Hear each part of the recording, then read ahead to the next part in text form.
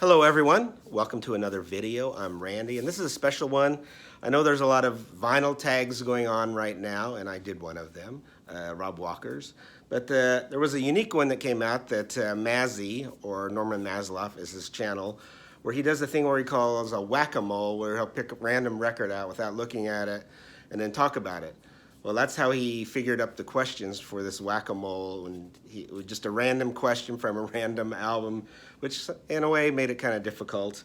But he printed out the questions, and I'm just going to go ahead and attempt this. I might have to use a few CDs to answer some of these questions, but anyway, might as well get started. The first question is, show an album by a wanker, aside from Eric Clapton. And my wanker is going to be David Allan Coe. Enough said. Second question, prompt, an album with illustrated creatures on the cover. So I'm going with this Attack of the Killer Bees, which has a bunch of B-sides from different artists, such as Peter Gabriel, Gang of Four, Timo Burnett, Laurie Anderson, just a bunch of different people. It looks almost like The Fly, but I guess it's supposed to be a bee on the head of all these different illustrations here, all these creature illustrations. I guess they should have Vincent Price in there maybe, but anyway, that's my illustrated, what is it? Illustrated creatures on the cover. Attack of the Killer Bees. Show an album named after a film director. Band or album name. So I'm showing this album by the Dead Milkmen. Of course, you might not know that Federico Fellini's nickname was Bucky Fellini. No, well, if you don't believe that, then how about a song about a famous movie director? And this is Chris Christopherson, his album A Moment of Forever. And he's got a song on here called Sam's Song, Ask Any Working Girl, which is about the great director Sam Peckinpah. So anyway. Okay, next one. Show an album with a bad portrait photo on the cover. And I'm going with this one by Autry Inman. I don't really know. I've never seen Autry Inman, so I don't know how realistic this cover is. I don't think it's that flattering. But he was a rockabilly singer and songwriter, country songwriter too. A lot of people have done his songs. He had a few country hits, and one of his big ones was Deke Dickerson did it. It Would Be a Doggone Lie. I think it was something like that. Autry Inman. All right. Let's see. Show an album or band, or how about artist, where the name comes after Roger. About, I'm going, Roger Daltrey. This is the album, One of the Boys. Pretty good one. Avenging Annie's on here. It's a pretty good song. Roger Daltrey of The Who. Of course, you should know that. All right. Show a cover, front or back, with at least 10 illustrated portraits. So I'm going with the crazy Eugene Chadbourne, and it's got like 1, 2, 3, 4, 5, 6, 7, 8, 9, 10. Got some on the back too. There's one. Anyway, a bunch of illustrated portraits on this album. I've Been Everywhere, which is the Hank Snow song. Yeah, pretty different version. It's not like Johnny Cash was doing it. Okay. Show an album that represents the environment or climate change. So a group that's always been interested in the environment, that's Midnight Oil, Red Sails at Sunset. This is their album cover. Looks like it's got Sydney. It's even got the famous Opera House, but there's like no ocean around. It's got all these things dug out like they were mined, and the bridge goes to nowhere. I think they're trying to say something with that cover. All right. Number 8. Show an a solo album by a band member.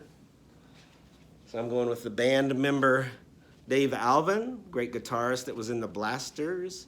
He was also in the group X for a short time. And this is his album, Romeo's Escape. All right, I'm trying to go fast through these. Show a band where someone plays an auto harp. So I'm going with the Moody Blues, In Search of the Lost Chord, and Mike Pender actually plays a bunch of instruments on here. Plays the mellotron, piano, harpsichord, cello, acoustic guitar, bass guitar, and the auto harp. I'm sure not all at once. That would be really impressive. But Mike Pender from the Moody Blues. All right, number 10. Show an album or band where a religion is in the name. How about the Hindu Love Gods with, who's all in this? I can't remember. We've got Warren Zevon. Can't even remember who else in this band. Yeah, Warren Zevon and some guys from REM. Bill Berry, Peter Buck, and Mike Mills. Hindu Love Gods. Okay. Number 11, show a scented album. Well, I got an album, Avon Wishes You a Happy Holiday. So you know if it's Avon, it's got to smell good. All right. 12, show an album where they got the title wrong. And I'm going with the famous Bob Dylan bootleg, Royal Albert Hall, 1966. It's since been released on his bootleg series, which I do have. But the name on here is actually wrong. The tapes that they used were from the Manchester Free Trade Hall and not the Royal Albert Hall, so that is incorrect. Okay, show an album cover photo taken with a fisheye lens. Unfortunately, I don't have this on album, but it's the great Jimi Hendrix album, Are You Experienced? And you can see the fisheye lens shot with Noel Redding and, God, this is the other guy. I can't think of it. You know what I'm talking about. All right. Okay. Number 14. Show an album that is a sequel to an earlier album. Here's the sequel. Meatloaf, Bad Out of Hell 2, Straight into Hell, or what is this? It's so small I can't see. Back into Hell, which is a, what do you call this? Which is a sequel to his famous album, Bad Out of Hell. One of the guys really responsible for that just passed away this year. And of course I met Jim Steinman. I don't know, my brain's fried today. I can't think of things, but actually it was, I guess I keep saying this year, but this is 2022. It was last year in 2021. Okay. Now, where are we here? Show an album with a non-English title. So I'm picking the great smoky singer Willie DeVille, and he's smoky because he seems like he was always smoking. This is his album Le Chat Bleu, and which is the blue cat, which looks like there's a tattoo right there. I don't know if that's his own tattoo or not. There's Willie smoking. Okay. Next, show an album by a blue-eyed soul singer. So I'm using Bobby Whitlock. There he's with his guitar. Of course, he did a lot of great music with Derek and the Dominoes, wrote some of the songs and co-wrote some of the songs on there. Thorn Tree in the Garden was a song he sang by himself. But great soulful singer, blue-eyed soul, Bobby Whitlock. Okay. Show an album with a painted mural on the cover. This is a local band from Kansas City. They had a couple decent hits with Let My People Go Go. This is their debut album, The Rainmakers. This mural here is by Thomas Hart Benton, the Missouri muralist or artist, and you can visit his studio and home in Kansas City. It's now a museum. But The Rainmakers, Thomas Hart Benton mural. Okay, show an album with motorcycles on the cover. Well, how about motorcycle on the cover? Oh, I think I skipped one. I did skip one. Show an album cover that was changed after the first printing. And that's this London-based jazz rock group, Charlie. And the album is Lines. And if you know what that means, you see your straw right there.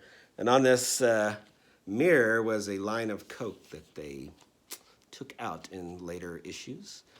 But and I've got the later one. I don't have the original. This is Charlie Lines. Okay. Now back to the show an album with a motorcycle on the cover. The great singer-songwriter John Hyatt. This is his album Riding with the King. I think this is where he really found his voice as a songwriter. And one of his better albums. Riding with the King, John Hyatt. Show an album with denim. So, Raylan Baxter, this album Feather and Fishhooks. He's got a denim shirt on right there. Nashville singer-songwriter, alternative country I would call him. Show an album with a partial gatefold. Well, I couldn't find a partial gatefold, so I decided to change it to Unusual Packaging album. I'm using this Rod Stewart album, Sing It Again, Rod, which is kind of a collection of some of his early hits. And it's kind of made into a whiskey tumbler or bourbon tumbler or whatever you want to call it. And just take the album out like that. And, that's as close as I can get.